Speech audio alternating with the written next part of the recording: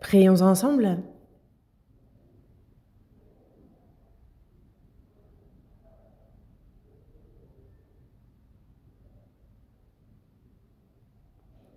Dieu, notre Père, toi qui es saint, gracieux et miséricordieux, nous vivions dans nos péchés et nos iniquités.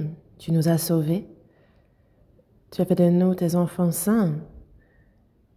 Et nous te remercions sincèrement pour cette grâce. Nous sommes faibles, imparfaits, mais ton amour immuable nous soutient. Tu nous as placés dans ton Église, qui est ton corps. Tu nous nourris, nous protèges et nous guides. Tu nous permets de vivre dans la vérité. Merci pour ton aide. Aujourd'hui encore, les précieux frères et sœurs sauvés par ton sang, Seigneur, sont réunis en ce lieu. Et merci pour cette communion dans ta parole sainte. Que ta parole se grave profondément dans le cœur de chacun. Que cette parole soit la nourriture de notre esprit et que nous soyons affermis par elle dans notre vie, que l'on marche selon elle. Les saints qui ne sont pas ici présents, où qu'ils soient, comble-les de la grâce qui leur convient à ceux qui sont affaiblis dans diverses difficultés et épreuves. Sois avec eux en toutes choses. Que quoi qu'il arrive, ils ne s'égarent pas.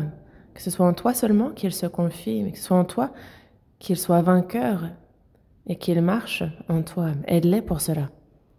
Actuellement, à la retraite d'été, on a la deuxième retraite.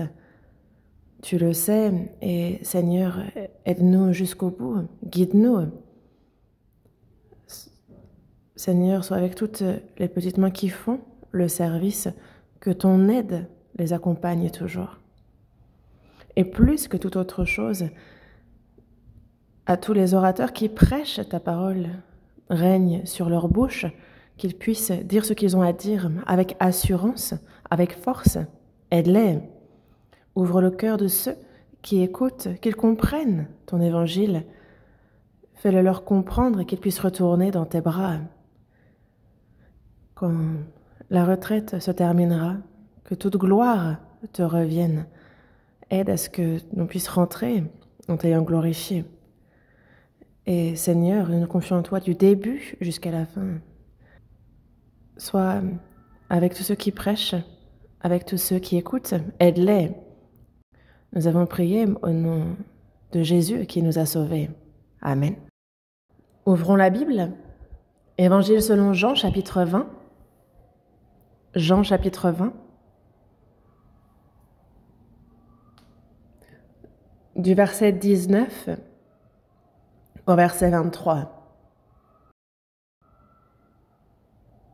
Jean, chapitre 20, du verset 19 au verset 23. Je lis. Le soir de ce jour, qui était le premier de la semaine, les portes du lieu où se trouvaient les disciples étant fermées à cause de la crainte qu'ils avaient des Juifs, Jésus vint, se présenta au milieu d'eux et leur dit « La paix soit avec vous !» Et quand il eut dit cela, il leur montra ses mains et son côté. Les disciples furent dans la joie en voyant le Seigneur. Jésus leur dit de nouveau « La paix soit avec vous !» Comme le Père m'a envoyé, moi aussi je vous envoie. Après ces paroles, il souffla sur eux et leur dit « Recevez le Saint-Esprit. Ceux à qui vous pardonnerez les péchés, ils leur seront pardonnés, et ceux à qui vous les retiendrez, ils leur seront retenus. » Jusqu'ici? Actuellement, on est à la deuxième retraite d'été de cette année. Hier soir, les statistiques indiquaient 12 505 inscrits. Ceux qui ont participé à la première et qui continuent participent aussi à la seconde. On a donc environ 650 personnes de plus que lors de la première retraite d'été de cette année. L'église centrale de Séoul Certains saints y participent. Ils sont au nombre de 317 à y être inscrits. Et hier midi, pour le déjeuner, on a compté 8966 personnes. Et donc, sur place, on est à plus de 10 000 personnes.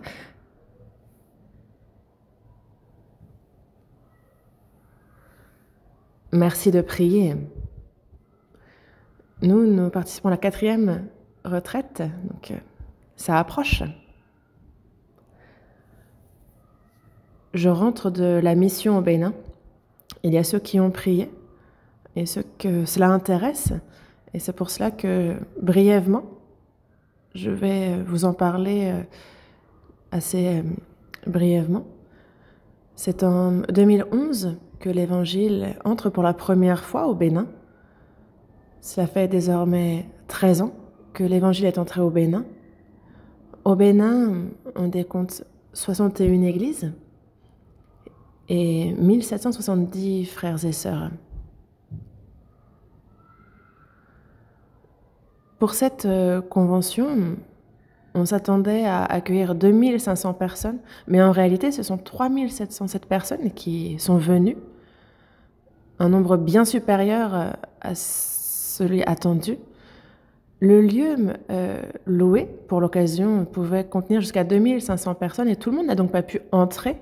Donc certains ont dû s'asseoir dans les escaliers, d'autres ont dû être installés sur des chaises dans les ailes du bâtiment et même à l'extérieur. Et il a fallu donc retransmettre par vidéo ce qui se passait à l'intérieur de la salle.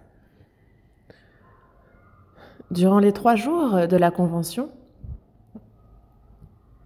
il y a donc ceux qui ont dit être sauvés, et en Afrique, on demande à ce qu'ils donnent leur nom, leurs coordonnées, pour qu'ils puissent participer la semaine suivante à la formation ordinaire. Et 438 personnes ont dit avoir reçu le salut et ont donné leurs coordonnées.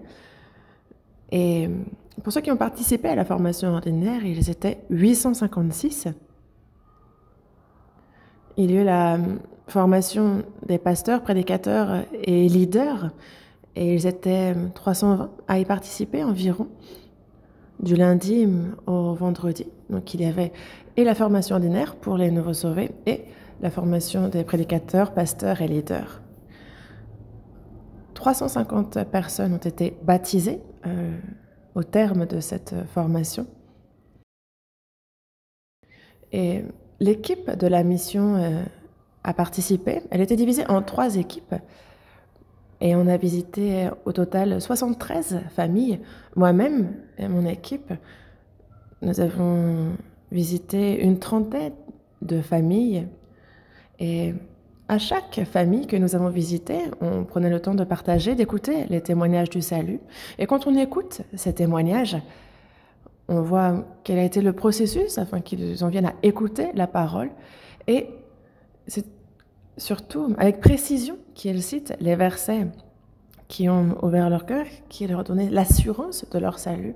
Et ils expliquent ainsi comment ils sont devenus enfants de Dieu, comment ils sont devenus dignes d'entrer dans le royaume des cieux, et on les a vus s'en réjouir tellement.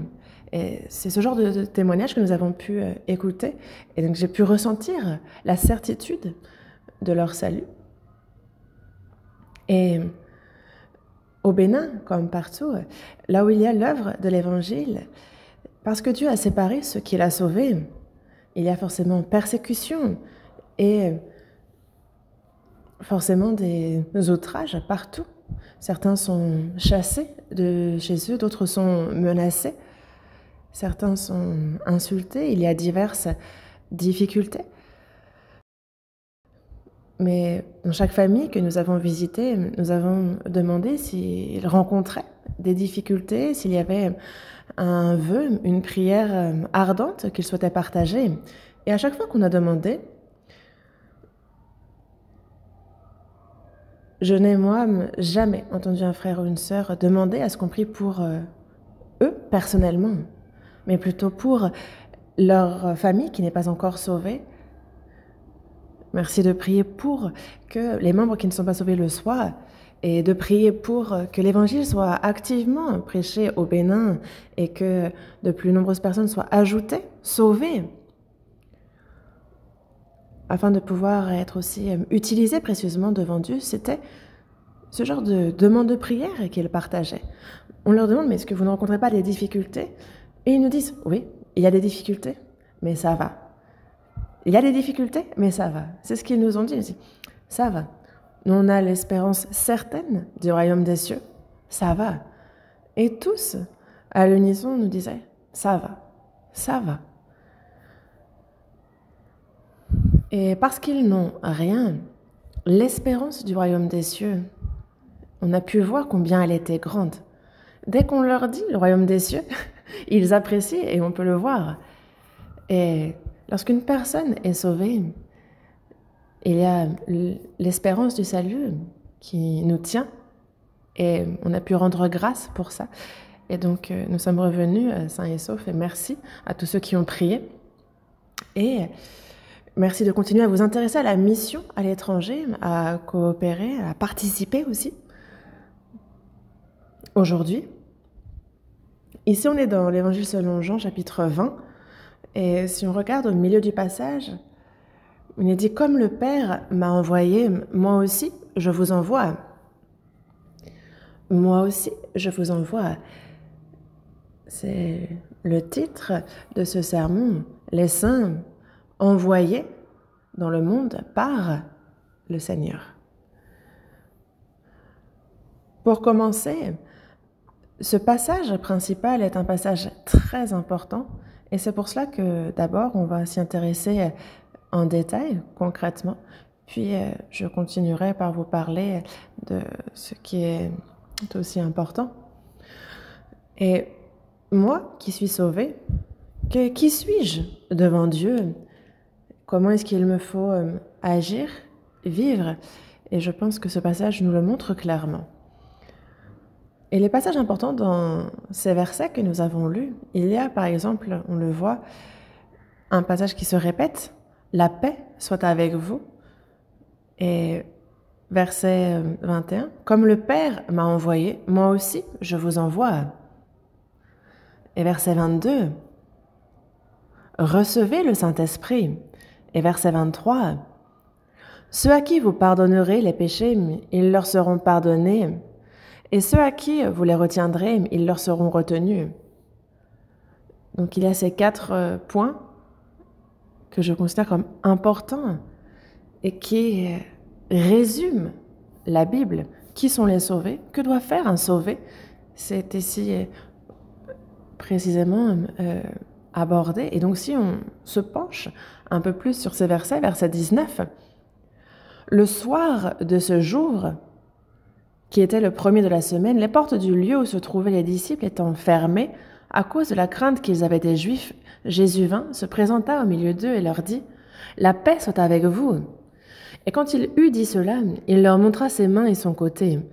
Les disciples furent dans la joie en voyant le Seigneur. Et Jésus leur dit de nouveau « La paix soit avec vous !» Le soir de ce jour, donc le soir de ce jour, c'est le jour de la résurrection du Seigneur. Jésus, ce jour, a ressuscité à l'aube et c'est à Marie Magdala qu'il s'est montré premièrement, puis son corps ressuscité, il l'a manifesté à plusieurs autres femmes. Et ces femmes qui ont vu Jésus ressuscité le font savoir aux disciples. Et parmi les disciples, on a Pierre et Jean. C'est de la cour jusqu'à la grotte et voient que la tombe de Jésus est vide, que son corps n'y est plus et ils peuvent vérifier ce fait. Ce jour-là, le soir de ce jour, les disciples étaient dans la crainte des Juifs. Et s'ils étaient réunis, ils avaient fermé les portes. Et tout d'un coup, Jésus vint, se présente au milieu d'eux.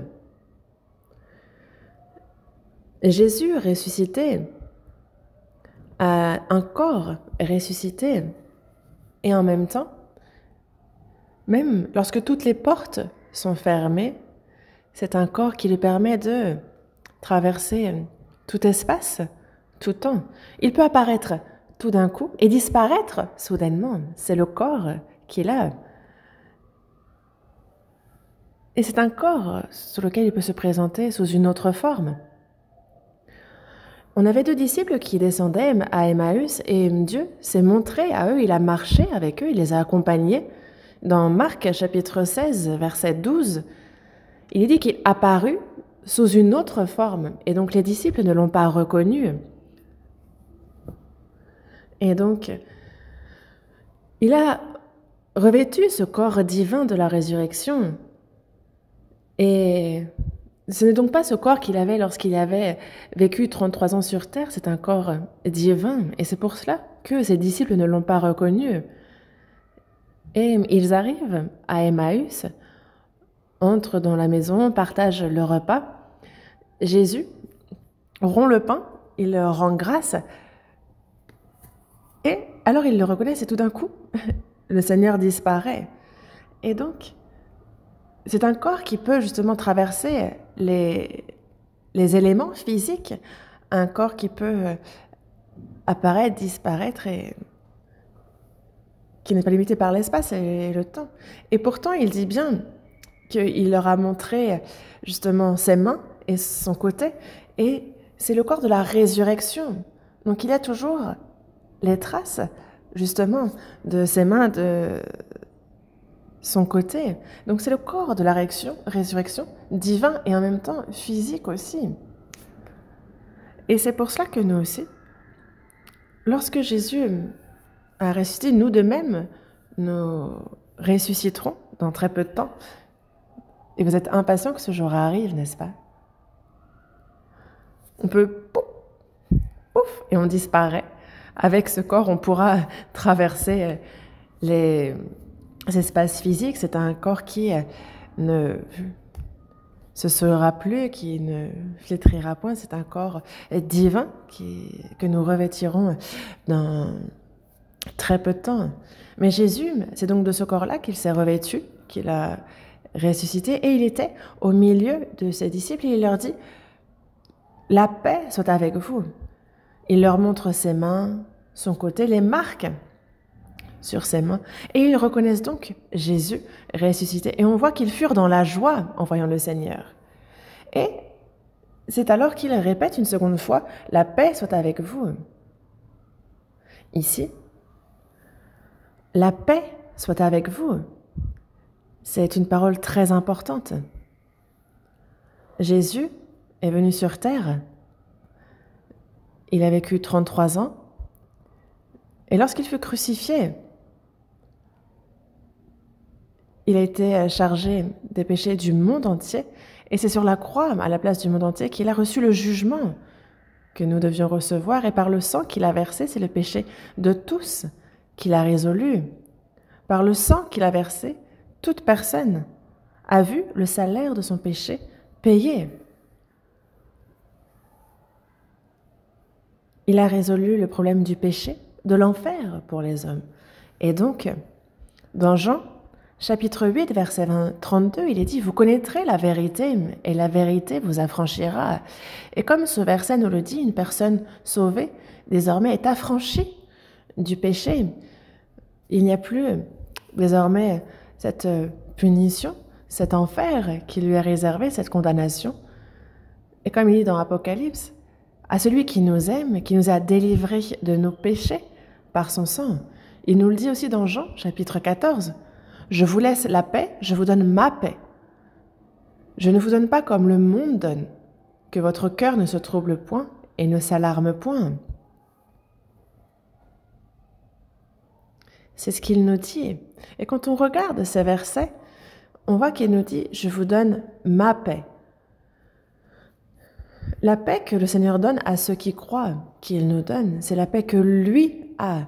Je vous donne ma paix. Je ne vous donne pas comme le monde donne. Évidemment, La paix que les gens ont dans leur cœur durant leur vie sur Terre, c'est par exemple la paix qu'on peut avoir quand on guérit d'une maladie, la paix que l'on ressent quand les problèmes sont résolus, quand les choses de la chair se déroulent bien. Mais c'est une paix qui se brise très rapidement au moindre souci.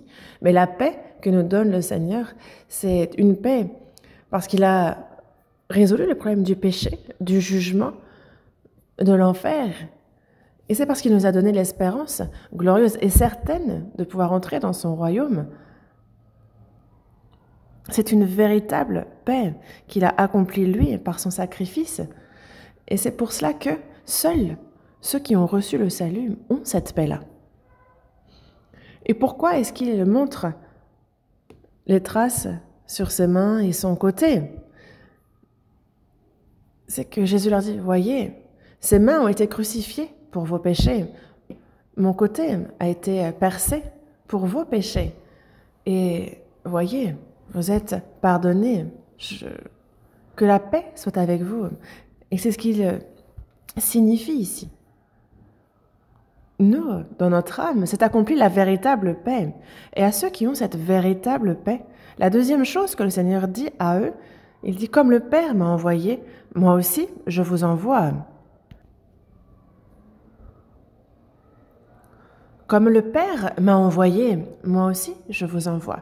Avant tout, Jésus a été envoyé par le Père et a été envoyé sur terre. Le Père a envoyé Jésus sur terre comme sauveur, et Jésus qui a été envoyé, c'est à travers sa mort et sa résurrection qu'il accomplit l'évangile parfaitement, cet évangile qui sauve les pécheurs. Et désormais, c'est par cet évangile qu'il y a la véritable paix qui s'accomplit en l'homme. Et la personne qui a reçu cette paix aussi est envoyée par le Seigneur. C'est à eux qu'il s'adresse ici. Je vous envoie. Le « vous », dans un premier temps, s'adresse aux disciples de Jésus. Moi aussi, je vous envoie. Il y avait devant Jésus, à part Judas Iscario, les autres disciples de Jésus. Mais alors, est-ce que finalement ce que dit ici Jésus s'adresse seulement à ses disciples? Non. Si on élargit le sens de ce verset, cela s'adresse à tous les saints sauvés du Nouveau Testament, tous les sauvés d'après. Au départ, apôtre désigne celui qui est envoyé. Et dans ce sens-là, Jésus est apôtre en tout premier. Jésus est celui qui a été envoyé d'abord. Comme le Père m'a envoyé, Jésus aussi a été envoyé par Dieu. Il est un apôtre envoyé par le Père, et c'est pour ça que dans Hébreux chapitre 3, verset 1, Hébreux chapitre 3, verset 1 nous dit « C'est pourquoi, frères saints, qui avaient part à la vocation céleste, considérez l'apôtre et le souverain sacrificateur de la foi que nous professons. » Donc on a l'apôtre de la foi que nous professons. Jésus est apôtre, il a été envoyé par le Père. Et en même temps, ceux qui ont été témoins de sa mort et de sa résurrection sont apôtres. Et en même temps,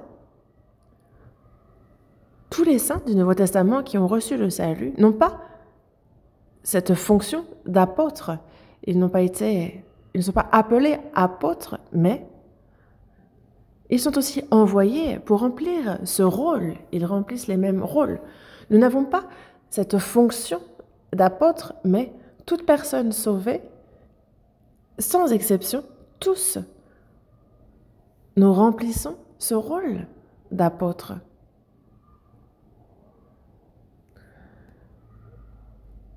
Il est certain que nous sommes envoyés. Nous avons été envoyés par le Seigneur dans ce monde, et cela, ça ne fait aucun doute. Ensuite, verset 22, après ces paroles, il souffla sur eux et leur dit, « Recevez le Saint-Esprit. » Jésus, devant ses disciples, il souffle et Et il leur dit, recevez le Saint-Esprit. Voici ce qui s'est passé. Il aurait très bien pu dire juste simplement, recevez le Saint-Esprit, mais il souffla sur eux et leur dit, recevez le Saint-Esprit. Mais pour quelle raison il fait les choses ainsi? Ça, on a dans la Genèse, chapitre 2, verset 7, l'Éternel Dieu qui forma l'homme de la poussière de la terre, et il souffla dans ses narines un souffle de vie, et l'homme devint un être vivant. C'est lié à ce verset, certainement.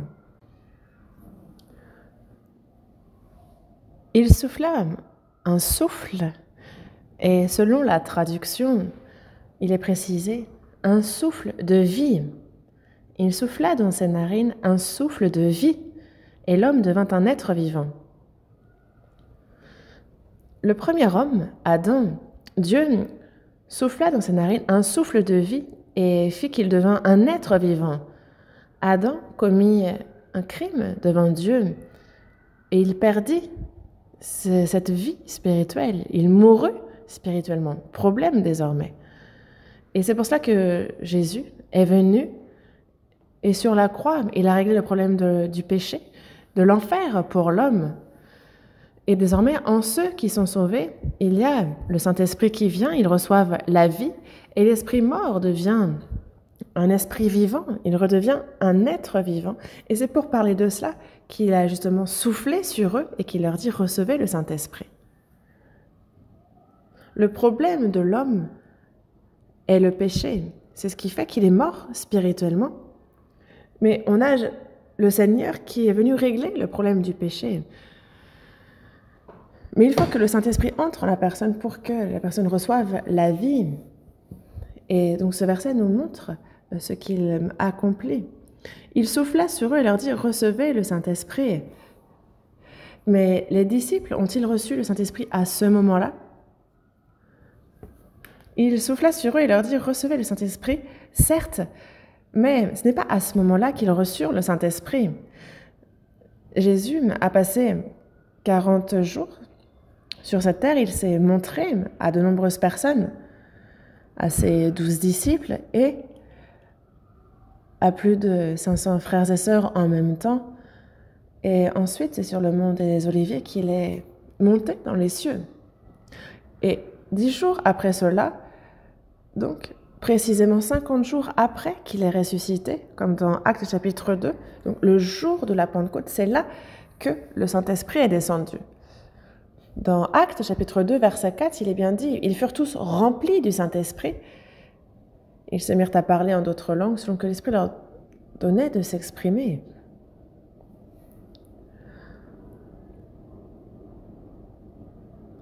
Et il leur dit « Recevez le Saint-Esprit ». Mais c'est 50 jours plus tard qu'ils reçurent véritablement le Saint-Esprit. Et nous, qui sommes sauvés, quand nous recevons le salut, c'est à ce moment-là que nous recevons le Saint-Esprit. Lorsque le problème de nos péchés est véritablement résolu, c'est alors que le Saint-Esprit entre en nous. Et c'est pour cela que dans Éphésiens chapitre 1, verset 13, il est dit « En lui, vous aussi, après avoir entendu la parole de la vérité, l'évangile de votre salut, en lui vous avez cru, et vous avez été scellés du Saint-Esprit qui avait été promis. » On a entendu la parole de la vérité, l'évangile de notre salut, on y a cru, et c'est alors qu'on a été scellés du Saint-Esprit qui avait été promis. Et quand on dit scellé, c'est qu'il pose son sceau, on est donc sa possession, c'est ça un sceau, c'est pour marquer la propriété de telle ou telle personne. Et nous, désormais, nous sommes scellés du Saint-Esprit, nous sommes à Dieu, c'est une garantie que nous sommes son fruit. Ensuite, dans Jean chapitre 20, verset 23, lisons ensemble. « Ceux à qui vous pardonnerez les péchés, ils leur seront pardonnés, et ceux à qui vous les retiendrez, ils leur seront retenus. » Ici, il est dit « ceux à qui vous pardonnerez les péchés, ils leur seront pardonnés. Et ceux à qui vous les retiendrez, ils leur seront retenus. » Et ça, chez les catholiques,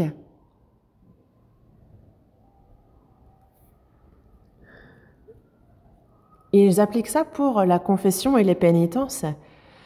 Chez les catholiques, lorsqu'une personne, un individu a péché, afin d'être pardonné de ses péchés, il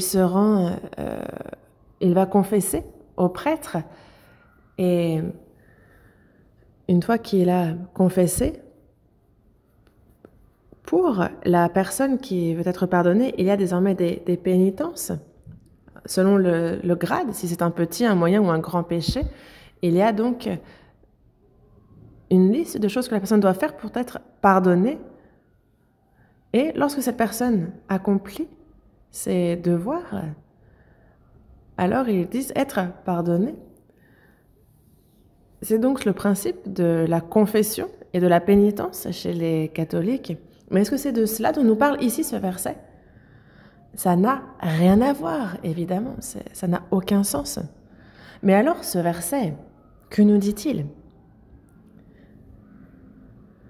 On a beau y réfléchir, c'est un verset très profond. Réfléchissez bien. Ceux à qui vous pardonnerez les péchés, ils leur seront pardonnés. Et ceux à qui vous les retiendrez, ils leur seront retenus. C'est un verset colossal. Ce verset, il y a Jésus qui accomplit l'évangile parfait. On le prêche, la personne comprend et reçoit le salut. On l'aide. Parce que lorsque la personne est sauvée, il y a la rédemption éternelle qui s'accomplit, ses péchés sont pardonnés. Mais si on ne prêche pas l'évangile, si on ne prêche pas l'évangile à cette personne, qu'on la laisse telle qu'elle est, alors ses péchés lui sont retenus et cette personne tombe finalement en enfer. Donc si on prêche la parole, qu'on aide à ce qu'elle comprenne, afin qu'elle soit sauvée et pardonnée, c'est ce dont ça parle. Et si on ne lui prêche pas, ses péchés seront sur elle. On parle de l'évangélisation ici. Et à qui est-ce qu'il s'adresse? Vous. Qui est le vous? Qui désigne le vous? Vous ne répondez pas? Qui est le vous? C'est chacun d'entre nous ici, assis. Non pas seulement les apôtres, mais toute personne sauvée a reçu ce gigantesque pouvoir, ce privilège. Évidemment que nous n'avons pas le pouvoir de pardonner les péchés. Ça, c'est un pouvoir qui est à Dieu, à Jésus. Vous voyez, Jésus qui a dit à un paralytique, tes péchés te sont pardonnés.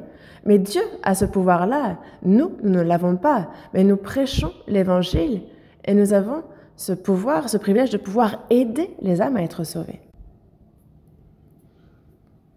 Ici, la première des choses, la paix soit avec vous. Laissez-moi vous poser la question. Vous avez la paix dans votre âme? Et ensuite, recevez le Saint-Esprit. Vous avez reçu le Saint-Esprit? Comme le Père m'a envoyé, moi aussi, je vous envoie. On a la paix, on a reçu le Saint-Esprit, et donc il est certain que nous aussi, nous sommes envoyés. Et la raison pour laquelle nous sommes envoyés, la plus importante des raisons, c'est afin que les péchés soient pardonnés, qu'il y ait évangélisation, que les hommes deviennent enfants de Dieu. C'est à cela que nous avons été appelés. Quel est le cœur même de notre œuvre?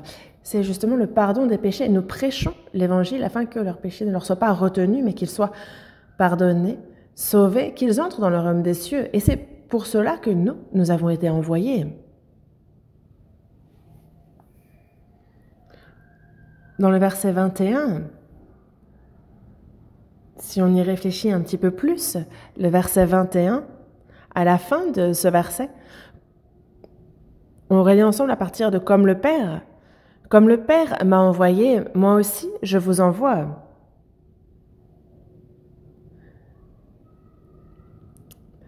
Jésus a dit « Comme le Père m'a envoyé ». Jésus, alors qu'il était dans ce monde, était conscient d'avoir été envoyé par le Père.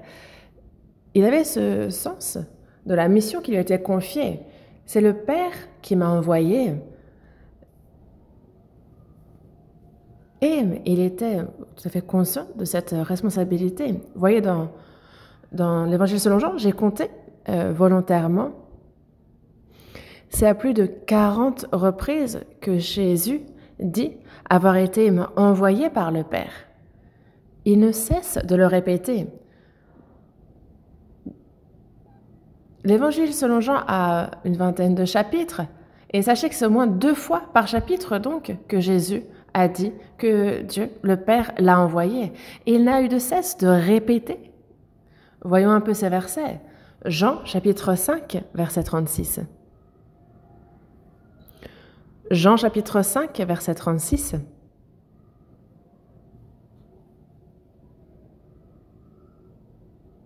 Lisons ensemble. « Moi, j'ai un témoignage plus grand que celui de Jean, car les œuvres que le Père m'a donné d'accomplir, ces œuvres mêmes que je fais, témoignent de moi que c'est le Père qui m'a envoyé. »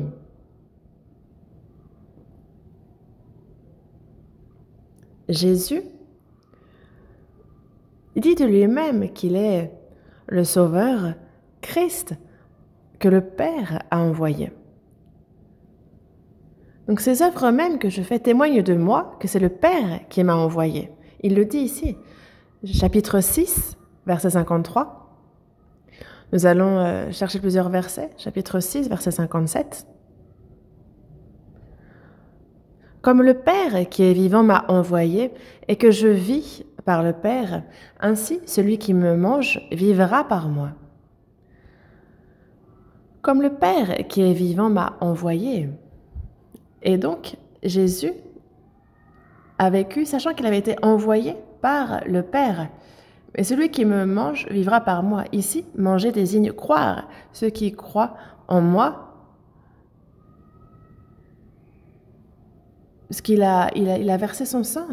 Sa chair a été déchirée pour nous. Et c'est ce qu'il entend par ici, manger. C'est croire en lui, en ce qu'il a fait dans son corps. Chapitre 7, versets 28 et 29.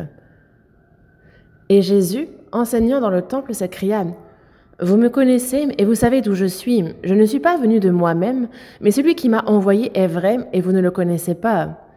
Moi, je le connais, car je viens de lui et c'est lui qui m'a envoyé. »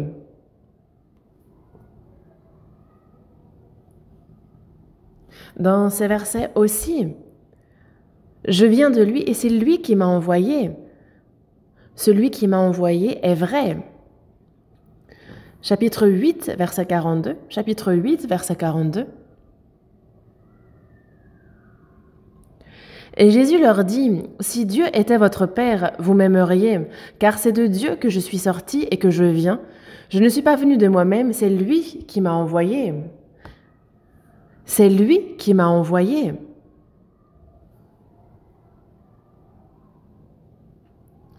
Je ne suis pas venu de moi-même, mais c'est le Père qui m'a envoyé.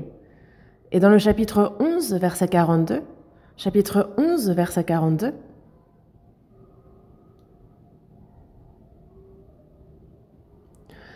chapitre 11, verset 42, « Pour moi, je savais que tu m'exauces toujours, mais j'ai parlé à cause de la foule qui m'entoure, afin qu'ils croient que c'est toi qui m'as envoyé. » Afin qu'ils croient que c'est toi qui m'as envoyé.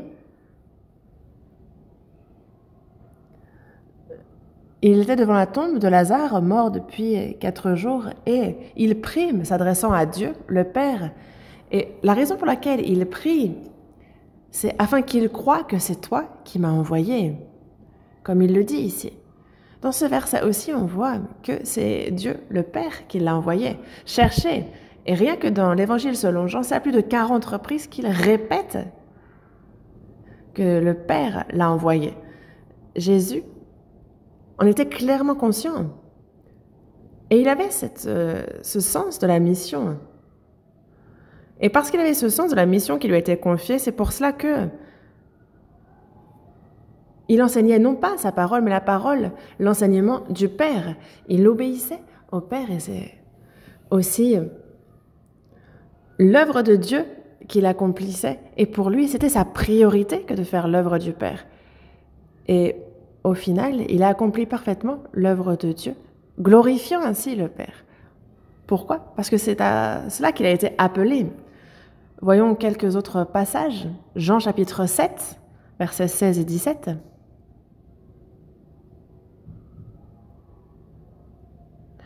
Jean chapitre 7, versets 16 et 17.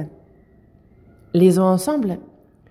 Jésus leur répondit, « Ma doctrine n'est pas de moi, mais de celui qui m'a envoyé. Si quelqu'un veut faire sa volonté, il connaîtra si ma doctrine est de Dieu ou si je parle de mon chef. »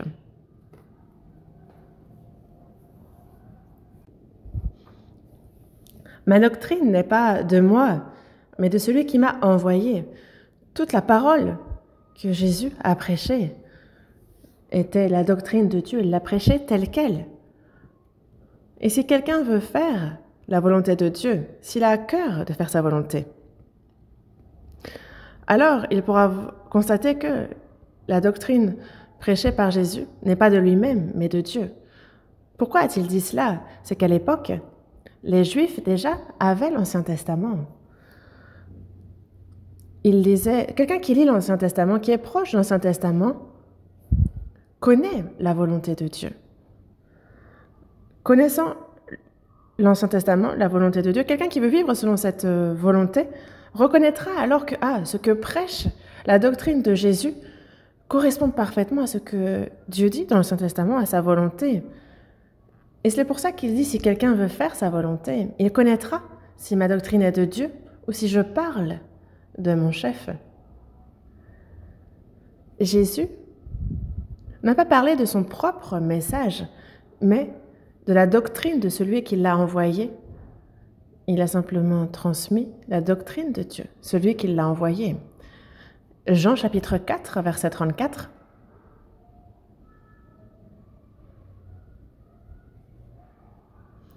Jean chapitre 4, verset 34. Lisons ensemble.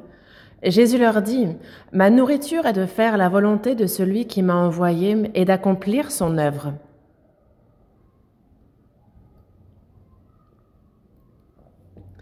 Jésus leur dit, « Ma nourriture ».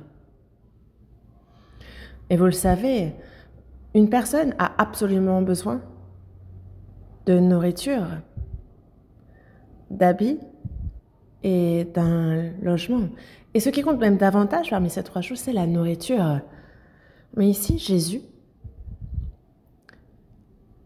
dit que plutôt que la nourriture charnelle, faire la volonté de celui qui l'a envoyé, ça, c'est sa nourriture, c'est sa priorité, c'est plus important même que la nourriture charnelle, physique. Lorsqu'on lit Jean, chapitre 4, on voit que Jésus demande à la Samaritaine de l'eau. La Samaritaine refuse et il s'attache à elle et a un entretien particulier avec elle. Elle comprend donc que Jésus est bien le Sauveur. Elle laisse donc sa cruche et court dans le village en Samarie en disant « J'ai rencontré le Sauveur » et elle évangélise. Quand on voit cela, on se rend compte que jusqu'au bout, Jésus n'a pas l'air d'avoir pu boire une seule goutte venant de la Samaritaine.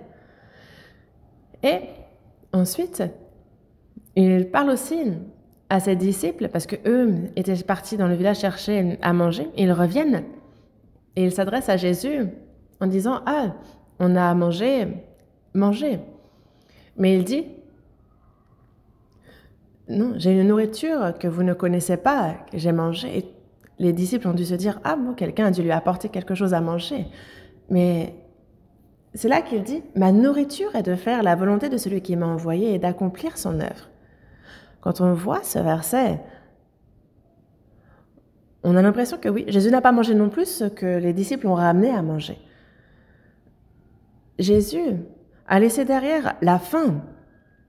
Et parce qu'il y avait les villageois de la Samarie qui s'approchaient pour le voir, et il leur a prêché. Et il entre ensuite directement dans le village et il y prêche aussi. Il laisse la nourriture charnelle, il fait passer la nourriture spirituelle avant. C'est un fait, il a faim à ce moment-là, il a ce corps comme le nôtre, il souffre de la faim, mais avant toute chose pour lui, sa nourriture est de faire la volonté de celui qui l'a envoyé, son œuvre. C'était sa priorité, avant tout, l'œuvre du Père. Et parce qu'il a été envoyé par Dieu, il a obéi activement, complètement à la volonté de Dieu. Lorsqu'il prie dans le jardin de Gethsémani, la veille de sa crucifixion, il dit « Mon Père, s'il est possible, que cette coupe s'éloigne de moi, toutefois, non pas ce que je veux, mais ce que tu veux. » Jésus, charnellement, a le même corps que le nôtre. Il ne veut pas souffrir.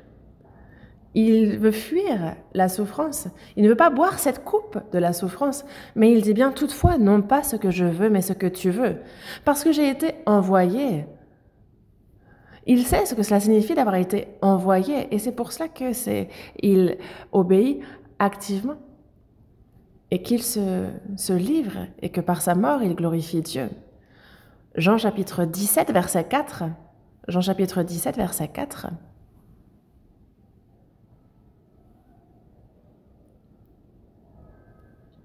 Lisons ensemble. « Je t'ai glorifié sur la terre, j'ai achevé l'œuvre que tu m'as donnée à faire. »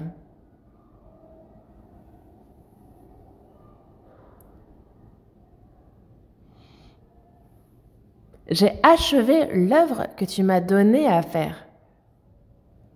Et je t'ai glorifié sur la terre. Et c'est ce qu'il a fait durant sa vie publique. Il s'est donné pour l'accomplissement parfait de l'Évangile. Il a ainsi achevé l'œuvre et glorifié Dieu sur la terre. Et il dit bien, celui qui m'a envoyé est avec moi, il ne m'a pas laissé seul parce que je fais toujours ce qui lui est agréable. Je fais toujours ce qui lui est agréable. Jésus aussi a été envoyé avant toute chose, il était apôtre. Et c'est pour cela que quelqu'un qui est envoyé, il a été envoyé et donc c'était la doctrine de Dieu qu'il enseignait. Il était activement obéissant puisqu'il avait été envoyé. Et la volonté, l'œuvre de Dieu, il la faisait passer avant toute autre chose, c'était sa priorité. Et il a ainsi glorifié Dieu sur la terre. Comme le Père m'a envoyé, moi aussi, je vous envoie. Lui-même a été envoyé et il nous envoie. Le Seigneur est notre Sauveur et notre modèle. Jésus fut envoyé en premier.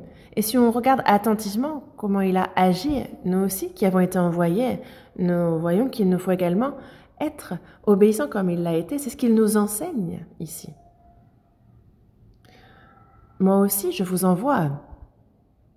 Et nous, que faut-il que nous fassions alors?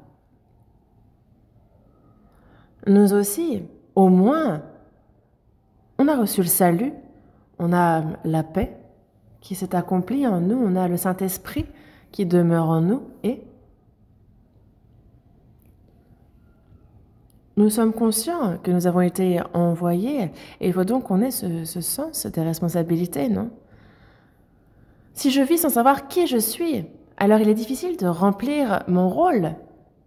Mais j'ai été envoyé par le Père, j'ai été envoyé par le Seigneur sur cette terre. Si ça, j'en suis conscient, si je l'ai compris, il nous faut justement ce sens de la mission. C'est nécessaire pour que ce ne soit pas ma parole, mais bien la doctrine du Seigneur que je puisse prêcher, que je puisse, tout comme le Seigneur, être aussi activement obéissant quand je sais, afin de pouvoir connaître quelle est sa volonté et de la faire passer avant toute autre chose, qu'elle soit ma propre priorité, et qu'on puisse alors nous aussi, durant de notre vie sur terre, qu'on puisse le glorifier.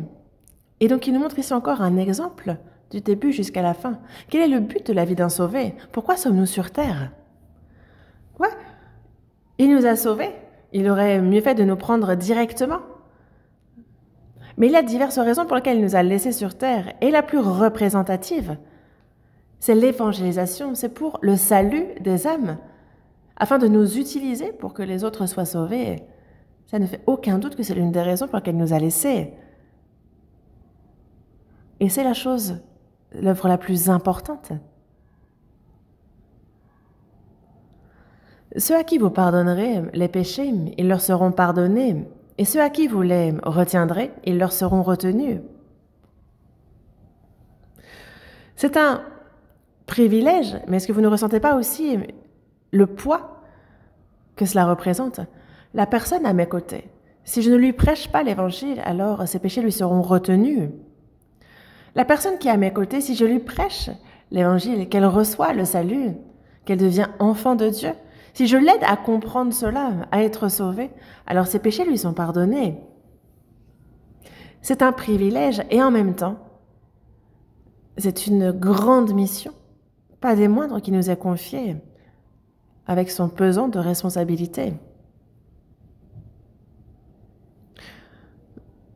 Dieu a créé diverses créatures, mais c'est seulement l'homme qu'il a fait à son image.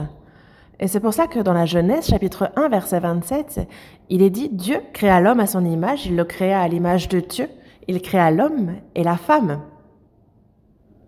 Mais Adam, le premier homme, a commis un crime.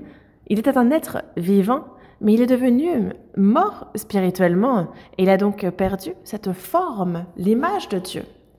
Et c'est pour ça que la première des choses dont il a eu besoin, c'était le salut.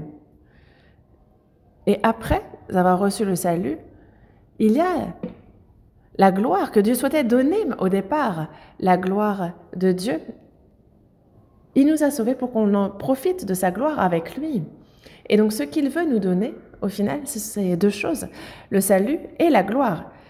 Et ce sont les deux choses, les deux thèmes principaux de la Bible, le salut, la gloire. Pourquoi avoir besoin du salut?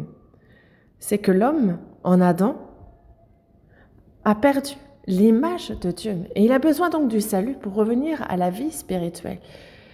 Et la gloire aussi avait été prévue dès le départ pour être donnée aux hommes. On a donc besoin des deux, le salut, la gloire. Jésus vient une première fois sur terre et il accomplit l'évangile parfait par sa mort sur la croix et il nous a ainsi sauvés. Et désormais, il souhaite partager la gloire. Et ce ne sont pas les choses de ce monde que Dieu souhaite nous donner. Dans Éphésiens, chapitre 1, verset 3, « Béni soit Dieu, le Père de notre Seigneur Jésus-Christ, qui nous a bénis de toutes sortes de bénédictions spirituelles dans les lieux célestes en Christ. » Il souhaite nous bénir de toutes sortes de bénédictions spirituelles dans les lieux célestes. Il veut donc nous donner le salut et la gloire.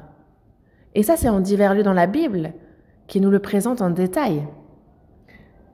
Et on a Jean, chapitre 17, qui commence par la prière d'intercession du Seigneur.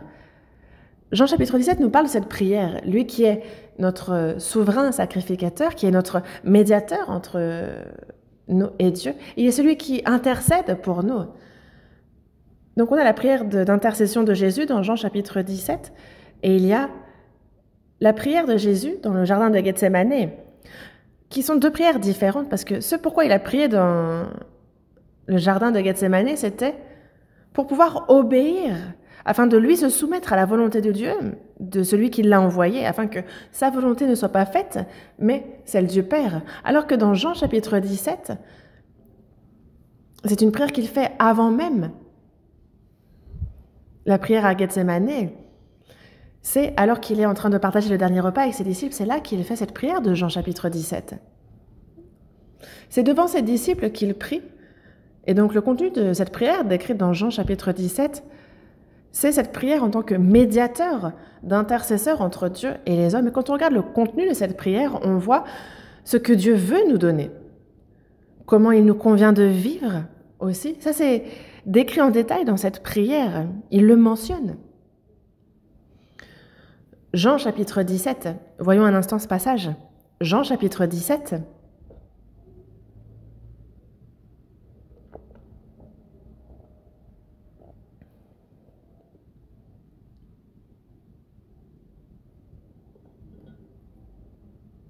Jean chapitre 17.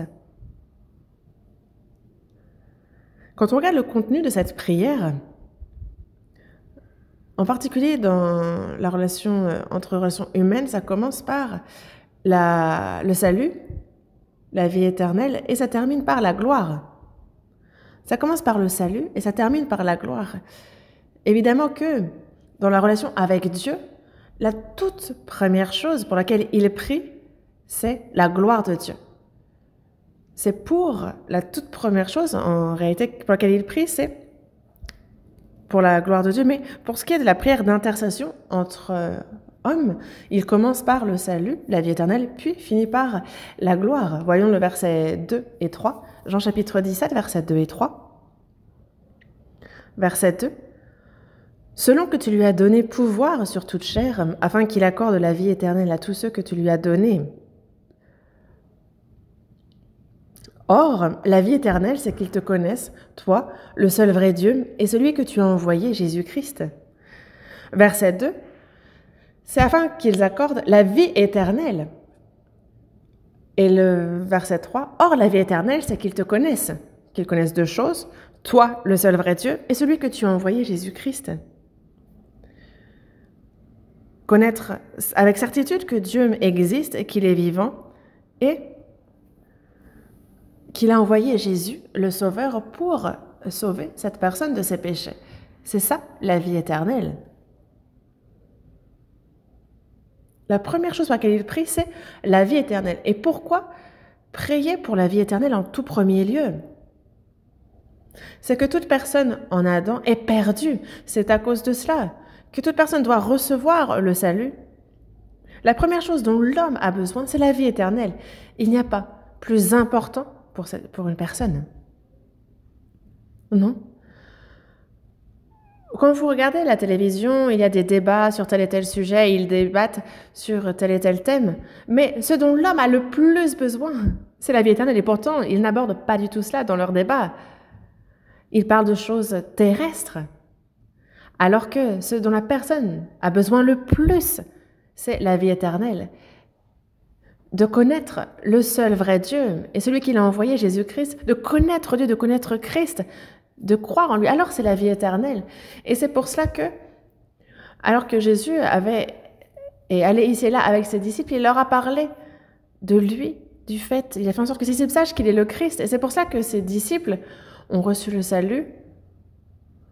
Et il a d'abord commencé à faire en sorte qu'ils croient et qu'ils soient la possession de Dieu. Vous voyez dans le verset 8 et 9, « Car je leur ai donné les paroles que tu m'as données, et ils les ont reçues. » Il parle ici des disciples. « Et ils ont vraiment connu que je suis sorti de toi, et ils ont cru que tu m'as envoyé. C'est pour eux que je prie. Je ne prie pas pour le monde, mais pour ceux que tu m'as donnés, parce qu'ils sont à toi. Et tout ce qui est à moi est à toi, et ce qui est à toi est à moi, et je suis glorifié en eux. »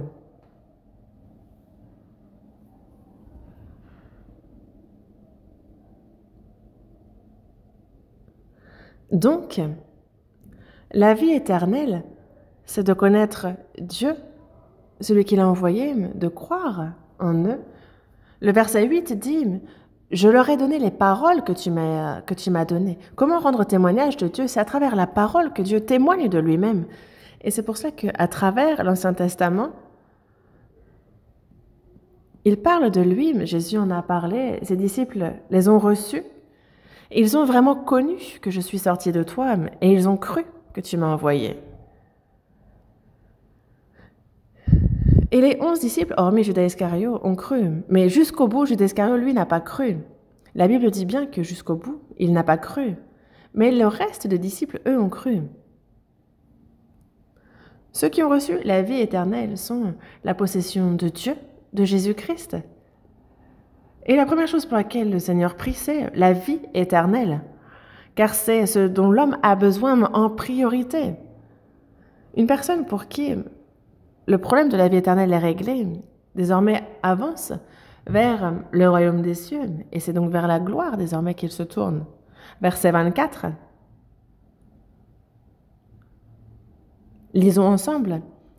Père, je veux que là où je suis, ce que tu m'as donné soit aussi avec moi, afin qu'ils voient ma gloire, la gloire que tu m'as donnée parce que tu m'as aimé avant la fondation du monde.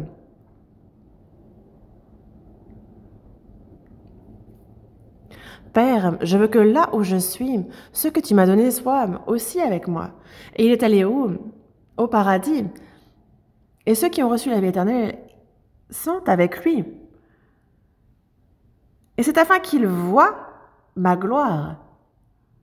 Parce que Jésus a été fait chair, il a quitté son trône, il est venu sur terre et il est retourné à la gloire et il ne veut seulement pas qu'on la voie, mais qu'on participe ensemble à sa gloire. Nous aussi, nous nous tiendrons là où Jésus est parti, nous le rejoindrons, nous verrons sa gloire, nous y participerons. Et donc la deuxième chose qu'il veut donner, c'est la gloire. Dieu souhaite donner à l'homme le salut, la gloire, et ce sont des choses que nous pouvons voir clairement dans la Bible. Et si je développe un petit peu, par exemple dans le psaume 62, verset 8, David dit « Sur Dieu repose mon salut et ma gloire ». Il aborde les deux ici, il les pointe du doigt, mon salut et ma gloire. C'est sur Dieu que reposent ces deux choses-là. Et dans la seconde épître à Timothée, chapitre 2, verset 10, « C'est pourquoi je supporte tout à cause des élus, afin qu'eux aussi obtiennent le salut qui est en Jésus-Christ, avec la gloire éternelle. » Et donc, afin que eux, c'est les Juifs ici. L'apôtre Paul était l'apôtre des païens, mais il s'est toujours efforcé de prêcher aux Juifs quand même, à son peuple. Et même s'il était persécuté, outragé par les Juifs, il a supporté et a continué à leur prêcher quand même.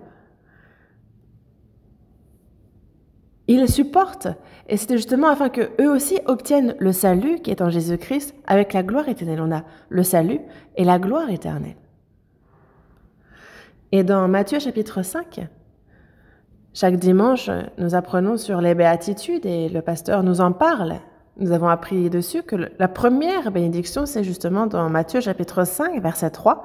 « Heureux les pauvres en esprit, car le royaume des cieux est à eux. » Ça nous parle de la vie éternelle, du salut. Et la toute dernière bénédiction nous parle, dans Matthieu chapitre 5, verset 10, de la gloire. Heureux ceux qui sont persécutés pour la justice, car le royaume des cieux est à eux. Heureux serez-vous lorsqu'on vous outragera, qu'on vous persécutera et qu'on dira faussement de vous toutes sortes de mal à cause de moi. Réjouissez-vous et soyez dans l'allégresse parce que votre récompense sera grande dans les cieux, car c'est ainsi qu'on a persécuté les prophètes qui ont été avant vous. Et donc à la fin, c'est la récompense. La récompense pour avoir été persécuté pour moi. Ça commence par le salut et même les béatitudes finissent aussi par la gloire. Dans la première épître aux Corinthiens, chapitre 3, jusqu'au verset 11 et les suivants, on nous parle de la foi qui est comparée à bâtir une maison.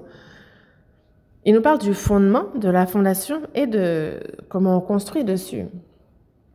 Et dans le verset 11, il dit que personne ne peut poser un autre fondement que celui qui a été posé, à savoir Jésus-Christ. Donc, la personne qui est sauvée, elle a Jésus-Christ pour fondement. Et il y a quelqu'un qui va bâtir sur ce fondement avec de l'or, de l'argent, des pierres précieuses, du bois, du foin, du chaume. Est-ce que ça va être donc spirituel ou est-ce que ça va être charnel? C'est la différence ici. Et c'est pour ça que dans le verset 12, il est dit qu'il y a le jour où on fera connaître ce qu'il en est. Tout sera révélé dans le feu. Le feu éprouvera ce qu'est l'œuvre de chacun. Si l'œuvre bâtie par quelqu'un sur le fondement subsiste, il recevra une récompense. Mais si l'œuvre de quelqu'un est consumée, il perdra sa récompense. Et donc on a le salut et la gloire. Là encore, on nous parle de le salut d'abord, puis la récompense qui est la gloire. Dans le Nouveau Testament, qui commence par Matthieu chapitre 1, verset 1, on nous parle de la généalogie de Jésus-Christ. Il est fils de David, fils d'Abraham. Pourquoi avoir dit de Jésus-Christ qu'il est fils de David et d'Abraham? Abraham symbolise le salut, David symbolise la gloire. Et donc c'est encore le salut, la gloire. Abraham, il est le représentant de tous ceux qui ont cru, de ceux qui ont été justifiés par la foi. Il en est le représentant. Et c'est pour cela que celui qui est la vie éternelle, celui qui a justement par la foi reçu la vie, est descendant d'Abraham. On est donc les descendants spirituels d'Abraham, mais il n'y a pas d'Israël spirituel. Non, Israël est un pays jusqu'au bout, mais par contre on peut être fils spirituel d'Abraham. Et David, lui, est un roi monumental, roi qui symbolise la gloire. Et donc on a la généalogie de Jésus-Christ, fils de David, fils d'Abraham. Par sa mort, il a accompli, achevé l'évangile qui nous permet d'être sauvés de nos péchés, puis il ressuscite et alors il rentre dans sa gloire. Le salut,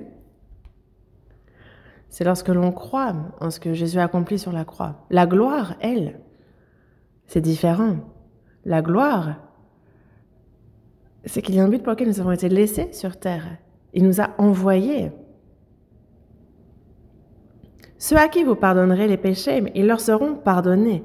Et ceux à qui vous les retiendrez, ils leur seront retenus. Et donc, lorsque la personne reçoit le pardon de ses péchés, qu'elle reçoit le salut, qu'elle devient enfant de Dieu, et lorsque nous, pour cela, on prêche la parole, lorsqu'on évangélise et qu'on est utilisé pour ça, c'est alors que nous revient la gloire. Et c'est pour cela que dans Jean chapitre 17, on voit clairement la raison pour laquelle il nous a laissés sur terre. Nous sommes sur cette terre. On a reçu le salut, mais on a toujours la nature pécheresse, et dans ce monde, il y a diverses choses mauvaises. Mais est-ce que c'est pour autant que si je commets une erreur, si je ne fais pas attention, je perds mon salut? Non. La vie qu'a reçue la personne sauvée est gardée par Dieu. Et c'est lui qui la préserve. Et c'est pour ça que dans le verset 11 et 12, il nous parle de garder. Verset 11. Je ne suis plus dans le monde, et ils sont dans le monde, et je vais à toi. Père Saint, garde en ton nom ceux que tu m'as donnés, afin qu'ils soient un comme nous. Lorsque j'étais avec eux dans le monde, je les gardais en ton nom. Et j'ai gardé ceux que tu m'as donnés, et aucun d'eux ne s'est perdu, sinon le fils de perdition, afin que l'écriture fût accomplie.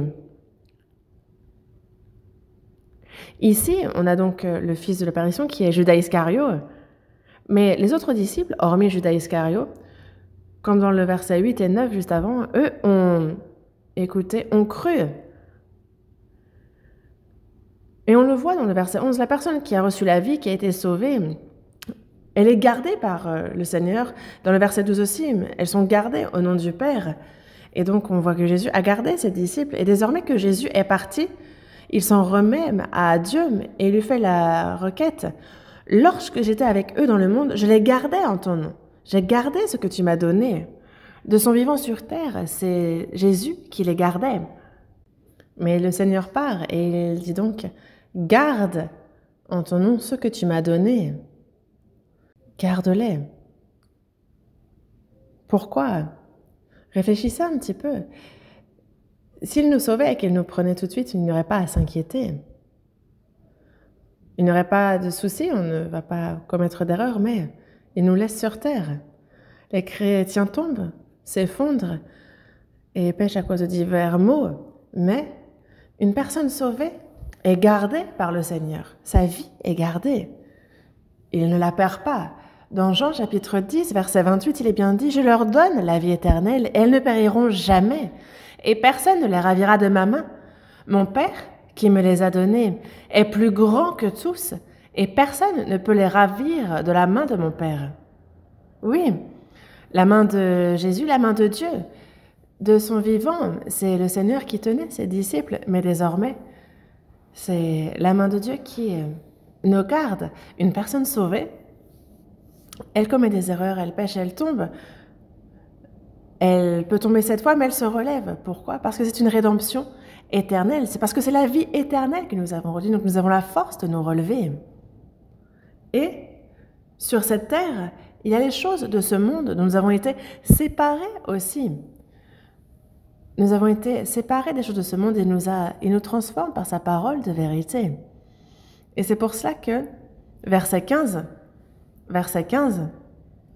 jusqu'au verset 17, lisons ensemble. « Je ne te prie pas de les ôter du monde, mais de les préserver du mal. Ils ne sont pas du monde, comme moi, je ne suis pas du monde. Sanctifie-les par ta vérité, ta parole est la vérité. »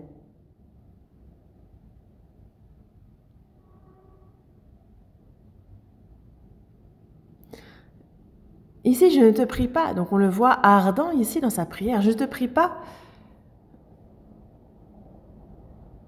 Donc, c'est ceux qui ont la vie éternelle, sont les sauvés. Je ne te prie pas de les ôter du monde.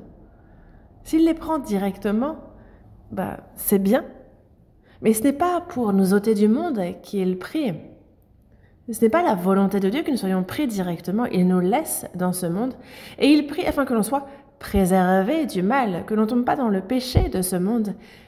Et c'est la volonté de Dieu qu'on soit gardé, protégé de cela, préservé, que l'on soit transformé, que l'on accomplisse la sanctification. Et il nous sépare pour cela. Il nous laisse dans ce monde, mais par sa parole, il nous sanctifie, il nous transforme. Et donc, c'est afin qu'on prêche l'évangile, afin qu'on soit utilisé pour la prédication de son évangile. Il nous le dit un peu plus loin. Versets 18 à 21. Comme tu m'as envoyé dans le monde, je les ai aussi envoyés dans le monde. Et je me sanctifie moi-même pour eux, afin qu'eux aussi soient sanctifiés par la vérité. On lit ensemble. Ce n'est pas pour eux seulement que je prie, mais encore pour ceux qui croiront en moi par leur parole. Afin que tous soient un, comme toi, Père, tu es en moi, et comme je suis en toi, afin qu'eux aussi soient un en nous, pour que le monde croie que tu m'as envoyé.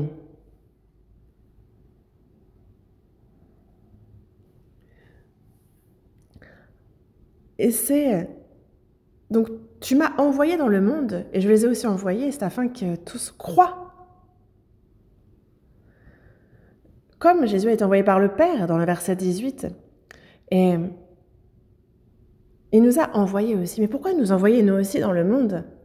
La raison pour laquelle il nous a envoyés dans le monde, c'est afin qu'ils croient la parole que tu m'as envoyée, afin qu'ils retournent à Dieu, afin qu'ils reçoivent la vie éternelle. Et c'est pour ça qu'il nous a laissés dans ce monde.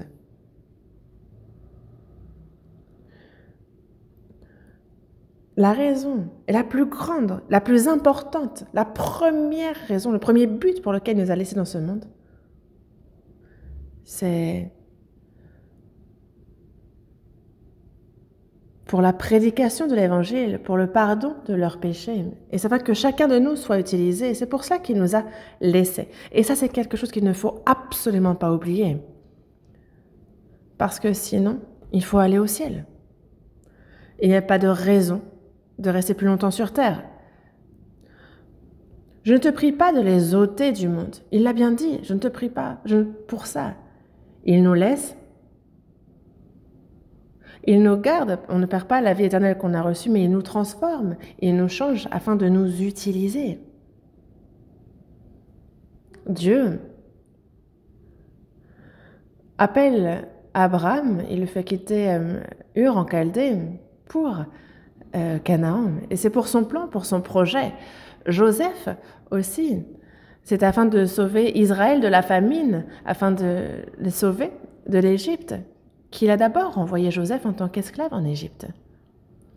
Et le peuple d'Israël est dans la servitude 400 hommes en Égypte, et il est guidé ensuite hors d'Égypte, dans le désert. Et s'il les fait quitter l'Égypte, c'est enfin de les faire entrer en Canaan. L'apôtre Paul, lui, a été envoyé prisonnier à Rome. Pourquoi? Afin d'évangéliser à Rome. Dans Marc, chapitre 16, verset 15, « Puis il leur dit, allez par tout le monde et prêchez la bonne nouvelle à toute la création. » Nous qui sommes sauvés, le Seigneur nous a envoyés dans ce monde. Nous avons été envoyés dans ce monde. Romains chapitre 10, cherchons ce passage, Romains chapitre 10.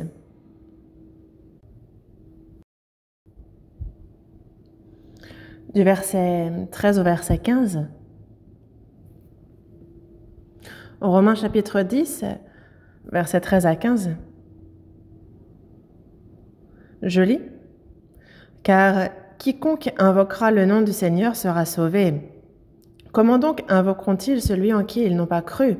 Et comment croiront-ils en celui dont ils n'ont pas entendu parler? Et comment entendront-ils parler s'il n'y a personne qui prêche? » On lit ensemble. « Et comment y aura-t-il des prédicateurs s'ils ne sont pas envoyés, selon qu'il est écrit, qu'ils sont beaux les pieds de ceux qui annoncent la paix, de ceux qui annoncent de bonnes nouvelles. » Ici, « Car quiconque invoquera le nom du Seigneur sera sauvé. » Quiconque.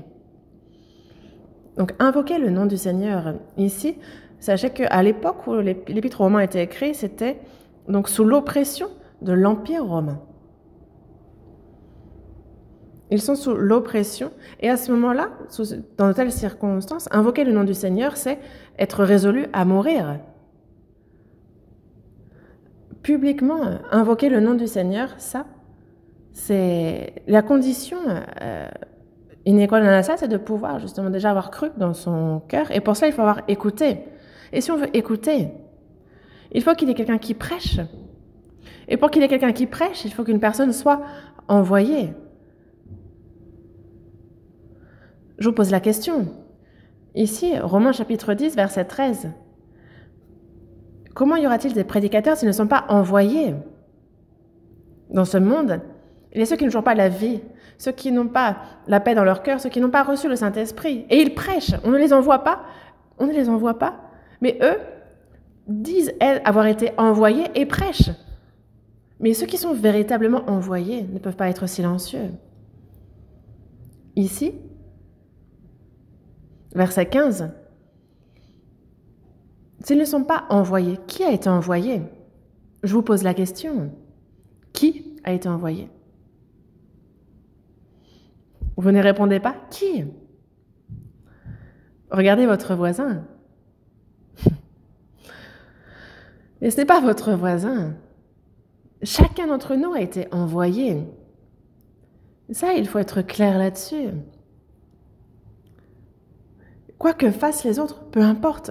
Moi, j'ai été envoyé par Dieu. Avoir été envoyé, c'est un privilège surprenant. Réfléchissez-y un instant. Le pasteur nous le redit souvent, mais même les scientifiques qui envoient des fusées dans l'univers ne peuvent faire cela. Prêcher l'évangile afin que les âmes soient sauvées, ce n'est pas un scientifique qui va pouvoir faire ça. Et même un médecin qui guérit le corps ne peut pas faire cela. Et même un chef d'entreprise, même un président ne peut pas le faire non plus. Et même un général qui dit pourtant à son armée, va et elle va, revient et elle revient. Non, ils ne peuvent pas faire ça. Seulement ceux qui sont sauvés peuvent le faire. Et c'est en cela que c'est un privilège surprenant. Et comment y aura-t-il des prédicateurs s'ils ne sont pas envoyés? Non pas seulement les apôtres, mais toute personne sauvée a été envoyée dans ce monde par Dieu. Nous avons reçu cette mission. C'est un privilège et en même temps c'est un devoir. Je dois le faire.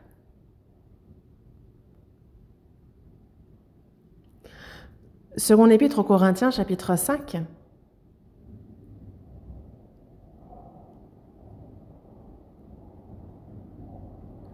Second épître aux Corinthiens, chapitre 5.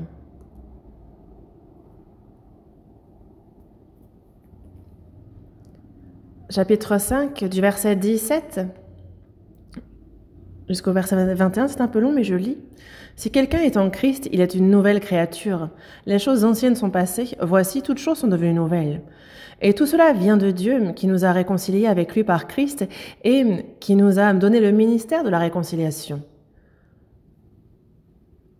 Car Dieu était en Christ, réconciliant le monde avec lui-même et n'imputant point aux hommes leurs offenses, et il a mis en nous la parole de la réconciliation. Nous faisons donc les fonctions d'ambassadeurs pour Christ, comme si Dieu exhortait par nous. Nous vous en supplions au nom de Christ, soyez réconciliés avec Dieu.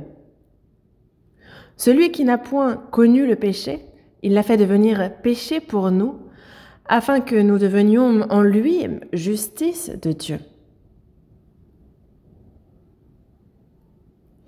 Chapitre 6, versets 1 et 2, on lit ensemble. « Puisque nous travaillons avec Dieu, nous vous exhortons à ne pas recevoir la grâce de Dieu en vain. Car il dit, au temps favorable je t'ai exaucé, au jour du salut je t'ai secouru. Voici maintenant le temps favorable, voici maintenant le jour du salut. » Ici, à partir du verset 17, nous étions sans Dieu au départ. Nous étions hors de Dieu, mais par sa parole, par la vérité, nous sommes en Christ désormais, nous sommes devenus une nouvelle créature. Les choses anciennes sont passées, toutes choses sont devenues nouvelles. En nous, le Saint-Esprit est entré et nous avons un nouvel homme intérieur qu'il a formé en nous.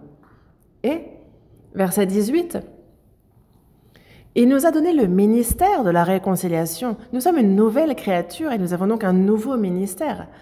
Un ministère tout particulier, le ministère de la réconciliation. Réconcilier l'homme et Dieu. Donc on a ce ministère. Non seulement on a le ministère de la réconciliation, mais il a surtout mis en nous la parole de la réconciliation, verset 19. Il nous a donc confié cet ministère de la réconciliation pour réconcilier le monde avec lui-même, mais il a mis en nous la parole de la réconciliation. Verset 20, nous faisons donc les fonctions d'ambassadeurs pour Christ. Comme si Dieu exhortait par nous, nous vous en supplions au nom de Christ, soyez réconciliés avec Dieu. Nous faisons donc les fonctions d'ambassadeurs pour Christ. C'est comme un État envoie son représentant, son ambassadeur. Et à quoi doit-on penser? Vu qu'il a été envoyé par l'État, il doit tout faire en priorité pour l'État qui l'a envoyé. Mais lui qui a été envoyé comme représentant de l'État dans un autre pays, s'il ne s'intéresse pas aux choses de son pays et s'il fait ses petites affaires, ça ne peut pas être bon. Et c'est pareil spirituellement parlant. Il nous a sauvés, il a fait de nous une nouvelle créature. Il nous a confié le ministère de la réconciliation, il nous a même donné la parole de la réconciliation, il nous a envoyés en ambassadeurs. Nous sommes ambassadeurs de Christ, donc nous sommes ouvriers avec Dieu, mais si ce n'est pas notre priorité et si nous sommes plutôt préoccupés par nos propres affaires, alors ce n'est pas correct aux yeux de Dieu, n'est-ce pas? Et c'est pour cela que dans le chapitre 6, verset 1, verset 2, voici maintenant le temps favorable, voici maintenant le jour du salut. L'époque de l'Église, de la grâce, et c'est la fin, c'est la fin. Et arrivera le temps où nous ne pourrons pas évangéliser même si nous le voulons. Voici maintenant, maintenant, c'est quelque chose que l'on peut faire maintenant.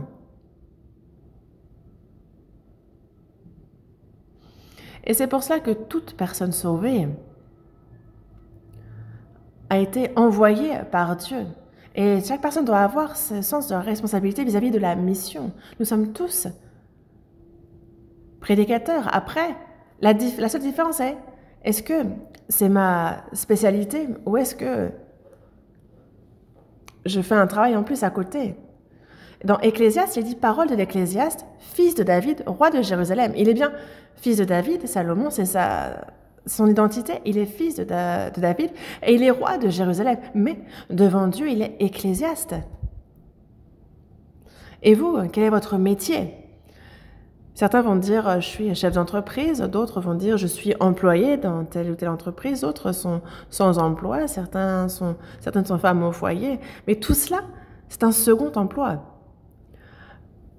Le premier, parce que nous avons été envoyés par Dieu, nous faisons l'œuvre de Dieu, nous sommes ecclésiastes. On a William Booth, qui est le fondateur de l'armée du salut, qui a dit, pour certains, leur ambition c'est l'or, pour d'autres c'est l'art, pour d'autres leur ambition c'est la gloire, mais moi, ma passion, mon ambition, ce sont les âmes.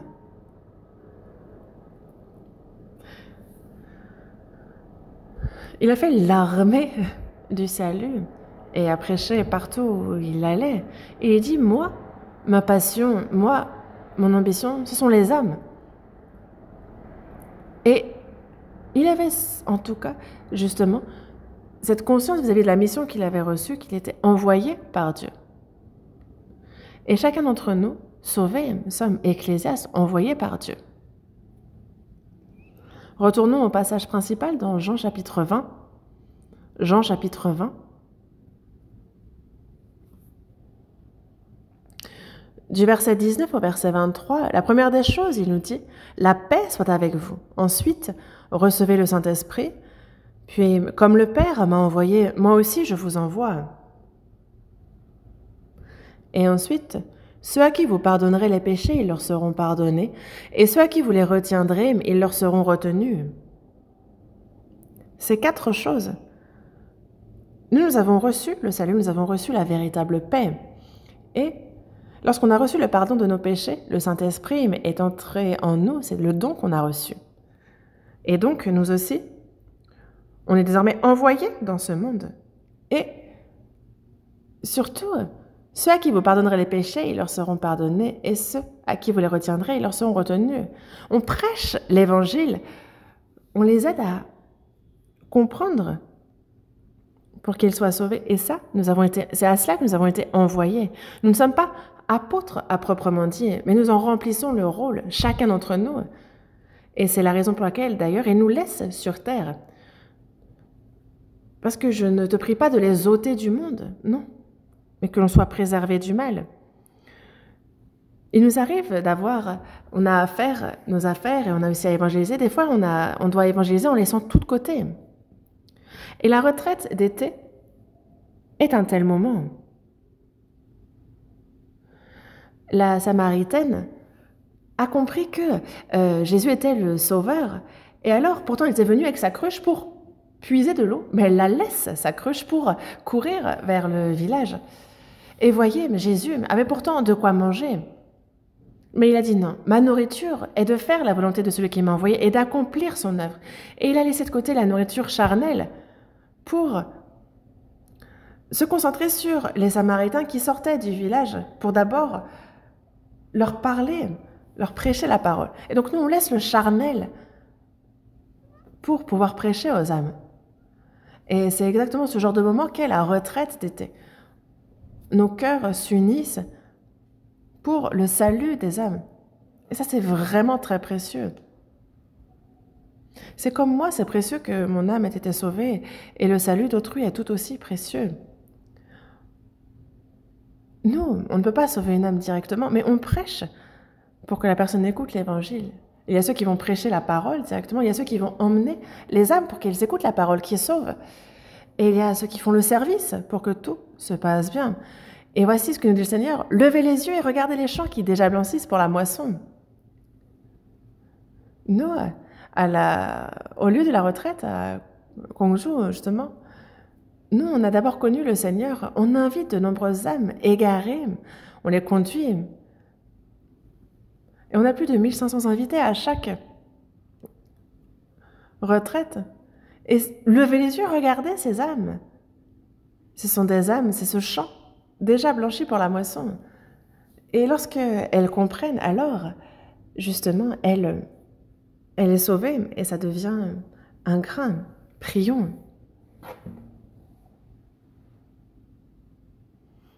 Dieu, merci. Aujourd'hui, à travers ta parole, tu nous as enseigné qui nous devions être, comment nous devions vivre. Merci de nous avoir enseigné. Et nous avons été envoyés par toi. Et tu nous as montré comment Jésus, qui a été envoyé avant nous, a vécu. Qu'il soit notre modèle, qu'on l'imite et que nous soyons conscients de cette mission que tu nous as confiée, que l'on puisse suivre le Seigneur. Aide-nous. Et que de nombreuses âmes soient réunies à la retraite, que nos cœurs le soient tout autant. Aide-nous à être unis de cœur, à ce que de nombreuses âmes soient sauvées et qu'à chaque retraite qui vont se suivre cette année, de nombreuses âmes retournent à toi et jusqu'à la 7e retraite de cette année, que tu sois grandement glorifié et loué, c'est notre prière. Utilise chacun de nous précieusement pour cela et aide-nous. Et que l'on soit conscient et responsable de la mission que tu nous as confiée, que tu nous as envoyée. Aide-nous. Nous avons prié au nom du Seigneur Jésus qui nous a sauvés. Amen.